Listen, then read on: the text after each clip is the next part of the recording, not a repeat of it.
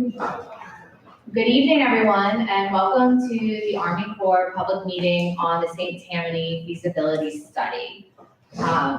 It may be difficult for some of you to see the slides. They will be on our website. Not all of them have the black background, so as we progress, they should be easier for you to see. We do not have shades to pull down to help us with that sun. So thank you for being with us here tonight in Covington. On the screen is a breakdown of what to expect from the meeting tonight. We'll begin with a short discussion on the purpose of this public meeting, and then proceed to cover the NEPA process, which is something required by law, before we dig into the details of the St. Tammany Feasibility Study. Once the presentation is over, subject matter experts from our project delivery team will be in the back of the room to answer your questions and hear your comments. We ask that you hold your comments and your questions until the end of the presentation. So today we're here to inform you about the St. Tammany study. The draft report is available for public review now until September 6, 2023. It provides information on how the tentatively selected plan was selected. It describes details of the tentatively selected plan, or TSP, and how the study is complying with the National Environmental Policy Act, or NEPA. Our main goal for this meeting, though, is to hear from you. We would like to hear your thoughts on the TSP, and this is an opportunity for the public, as well as other government agencies and partners, to have their voices heard.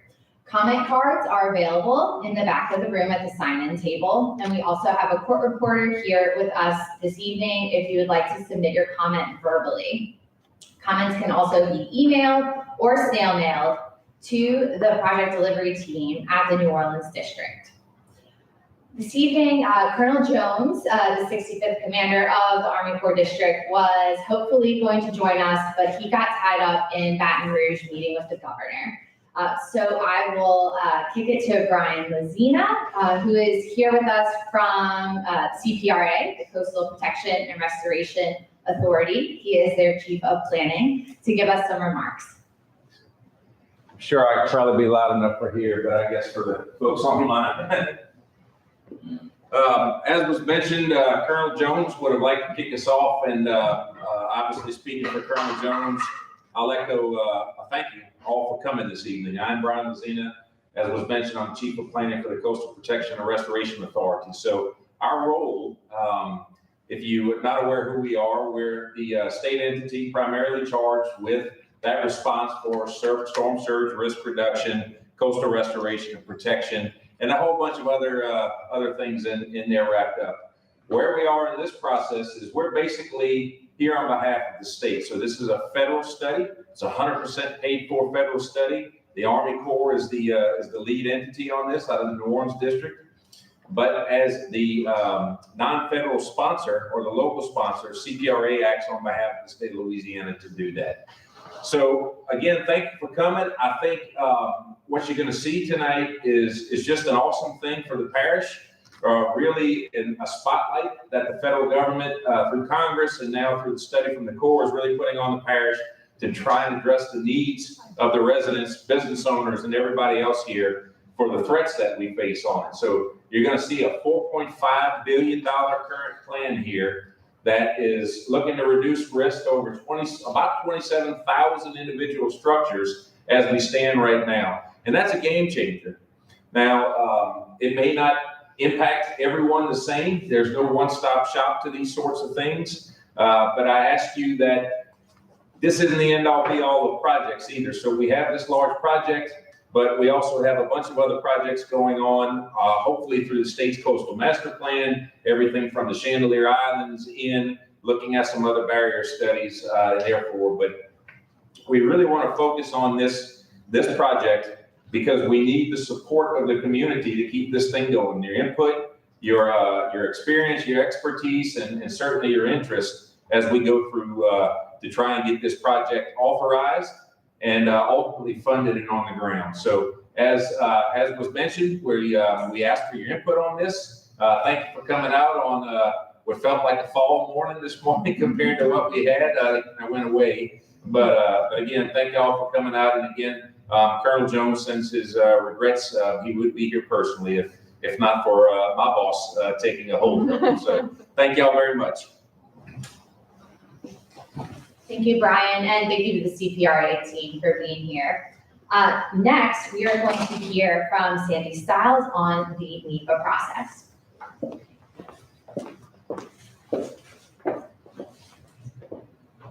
Good evening, all. How are you doing? A much different night tonight than it was last night. Hope everybody got through the storm okay without too much damage or anything like that. So they're saying the National Environmental Policy Act is a federal law that requires federal agencies to consider the environmental of their actions on a federal plan. So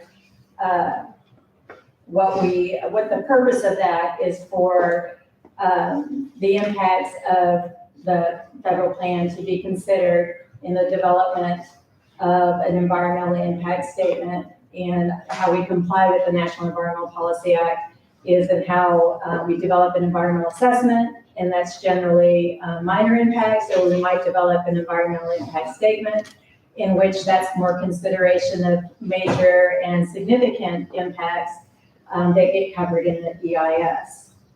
Do I just hit enter? Move on. All right, so we prepared an environmental EIS, and it's integrated in with this feasibility report for the environmental impact statement. And it's set up in a way in which we describe the purpose of the project. And for here, it's flood risk reduction, is the feasibility study.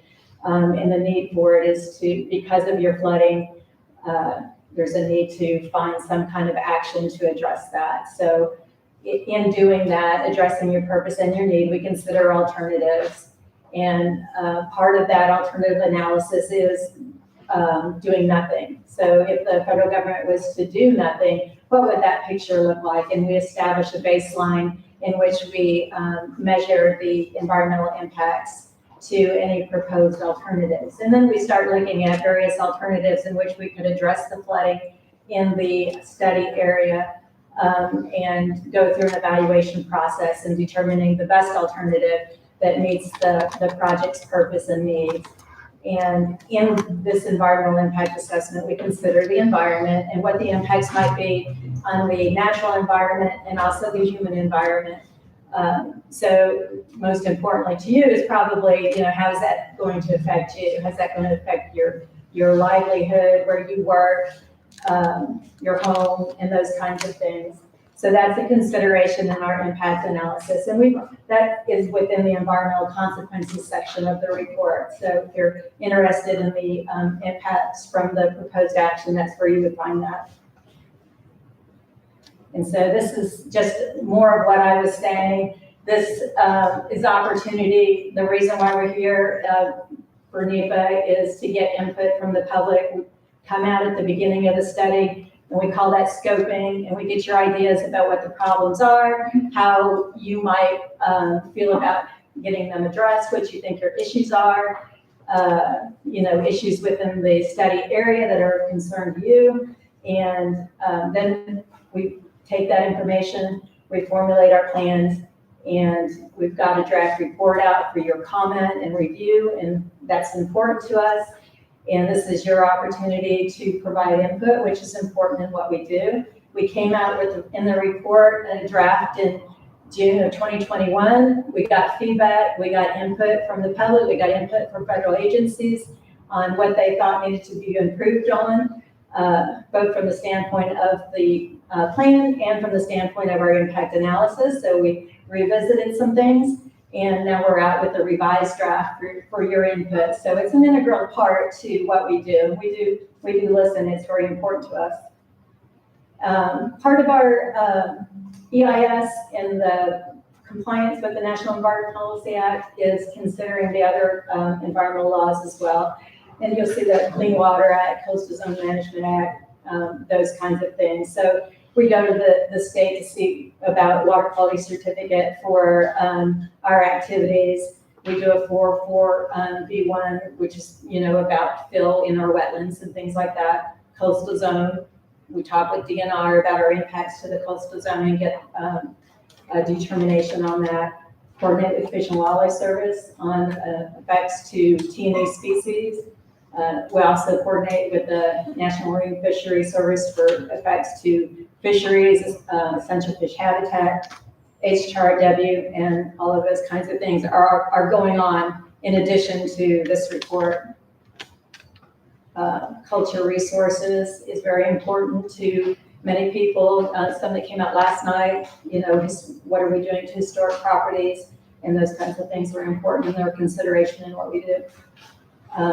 So like we've said many times, we're out for a 45-day public comment period. It's been out on the website for a while. The comment period closes September 6th. And so we hope to get your input. You can submit it by email, you can do the comment cards and mail them in, and it becomes a part of the final EIS. We take all those comments, we put them in a spreadsheet. We will give responses to the comments we receive, and that'll be a part of the final EIS.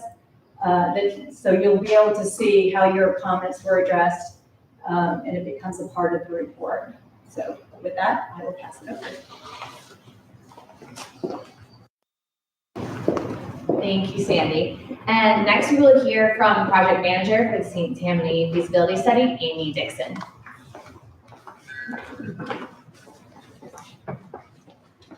Glad that sun went down just a little bit short. So, hi, my name is Amy Dixon. I am Project Manager for the St. Tammany PARISH Feasibility Study. Thank you to Sandy and my other team members around the room. We do have several subject matter experts here tonight to talk to you. We look forward to hearing your comments at the end of the presentation. I'm going to talk briefly about what the feasibility study is, and we'll talk about the tentative plan that we have laid out, and then we'll discuss a little bit more about how to leave a comment. So what you see here is a map of the parish provided to us by St. Tammany Parish, and we received it at the very beginning of our study. The parish was helping us figure out exactly where flooding is happening around the parish. Many of us in this room that are on the team live in the parish, so we are well acquainted with the flooding, but it was really a great representation, we felt like, of centralized flooding problems, as well as the great impact that water in general has on this parish. You can't really go anywhere without crossing a bridge or a water body, and those tend to flood relatively quickly around here. So Congress recognized this issue and gave us authority to start a 3x3x3 study. What that means is we had 3 years, $3 million, and then we went up 3 levels of coordination. So we actually report all the way up to our headquarters with our work. That WIN Act in 2016 gave us authorization. We always need funding. So the funding was provided by the Bipartisan Budget Act of 2018. We did go back to our headquarters and ask for more time and funding shortly after we came out with the first draft of this report. So our 3-year and $3 million study is actually about 4.5 years and about $4.5 million now. Here you can see the schedule, and again, we apologize for the screen and the windows. Basically, we started in 2020, very early in January. We had our first release in June of 21. And then we had our agency decision milestone. So we went up to our agency and said, here's what we would like to do for this parish. They agreed, asked us to continue working, and we asked for that more time and funding. Now in July and August, we're in public agency and policy review. So we've come to you to ask for comments, but we've also gone to our agency. Just this morning, we were on a call with someone from Portland. We have people all across the United States that work for the Army Corps of Engineers, back checking our products and looking at our work. In addition, we have our headquarters team making sure we followed all of our policy and guidance that are written into law for how we complete studies. After our public review, we will update our report, we will transmit it, and hopefully have a chief's report, we'll talk about a chief's report in a little bit, signed in May 2024, and that will be the end of our study. So really our objectives were to reduce flood risk to the parish. The parish is a very large parish. Like I said, there's a lot of waterways. We have both coastal storm and riverine flooding in the parish. And we really wanted to attempt to reduce risk from all of those sources to everyone throughout the parish. We have coordinated thoroughly with Mr. Lezina and his team at Louisiana Coastal Protection and Restoration Authority. They're our non-federal sponsor. if we were to move forward into construction with authorization from Congress, they would have a financial stake in moving forward. It would be a partnership between the two of us. We also, though, coordinated, as Sandy mentioned, with national resource agencies, other state agencies, the levy districts around the parish president. We've been trying to incorporate as many governmental agencies as we could, and then also have come out several times to the public. So when we started, we came up with a list of a little over 200 alternatives for the parish. If you look all the way at the top of the map, you'll see a levee around a flood source in the Sun and Bush area. Then all the way down to the Wrigley's, we proposed the Wrigley's barrier plan. So you can see there were multiple alternatives, multiple ideas, from detention ponds, small features, to really large features. These were screened out as we went through the process to about 40 different measures.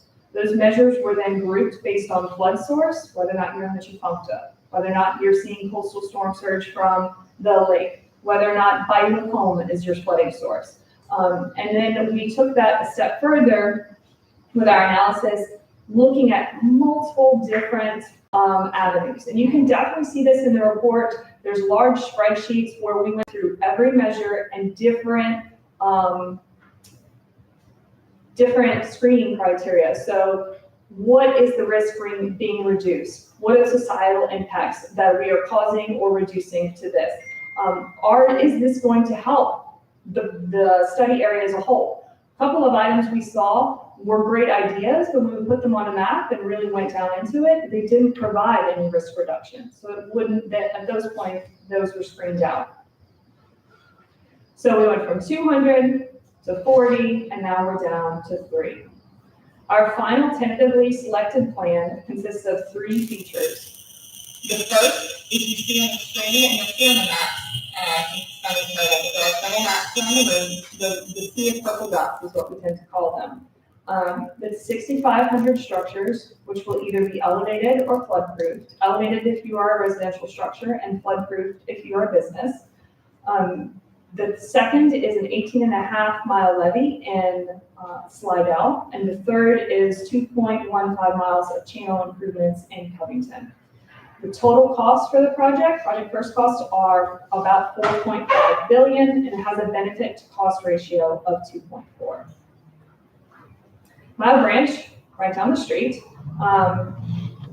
we're planning to deepen the channel. So we'll deepen it by about 5 feet. We'll do some mechanical dredging and clearing and grubbing. We do recognize that it is a very compact area. When we did our tour of the parish recently, we noticed that several structures were almost falling into Mile Branch. They're very close. It's definitely a dense community with, as you can see here, lots of bridges, culverts, structures along the way. It's about $100 million for this project, and it would reduce risk to the neighboring, neighboring structures. The second feature is that 18.5-mile levee. You can see it here. We're extending just from above 190 in the west, down through the Oak Harbor community, and then we'll tie into Interstate 10 right as it meets Interstate 59. Starting on the left side. Again, I apologize for the light. Maps around the room, we'll be here for discussion. But we extended the levee recently. Based on future with project modeling, the levee extended in length in the last 2 years.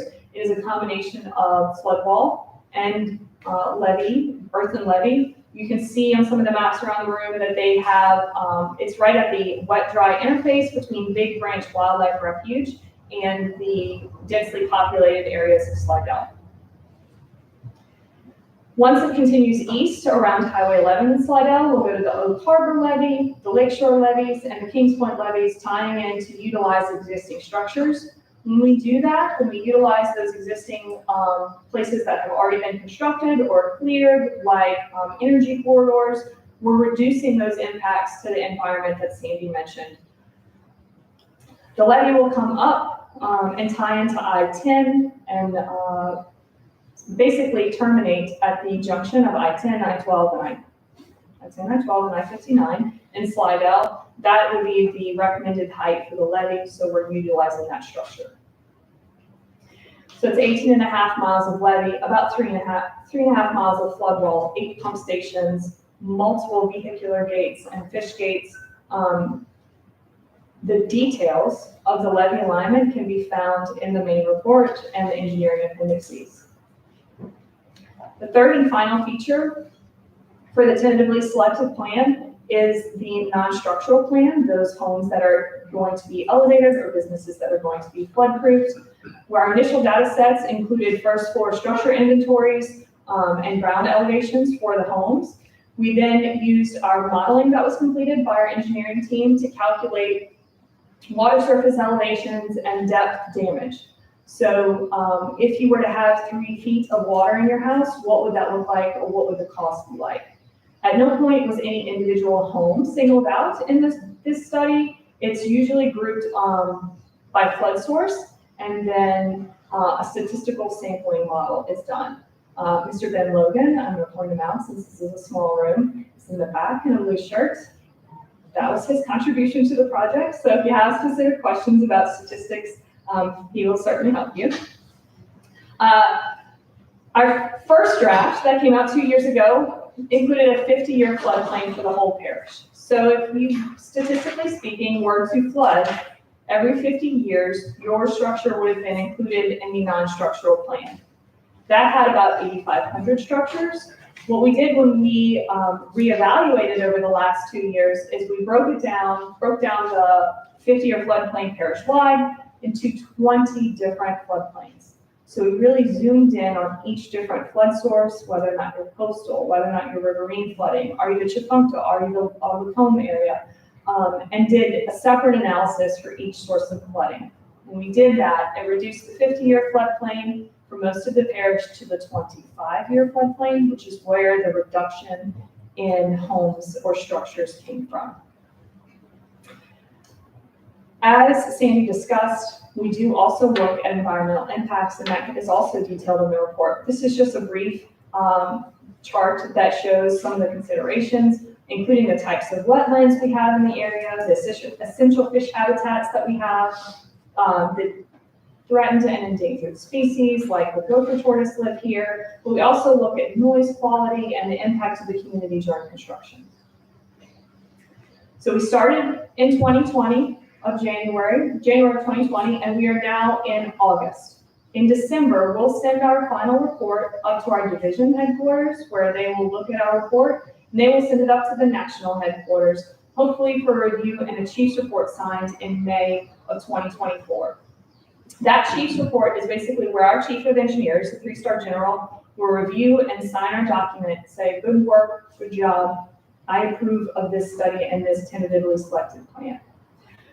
That's when we would go to Congress and ask them to authorize our project. So we go to Congress for action in 2024. We're hoping to be authorized at that point for construction. Once we are appropriated funding, we'll do more engineering and design on the effort.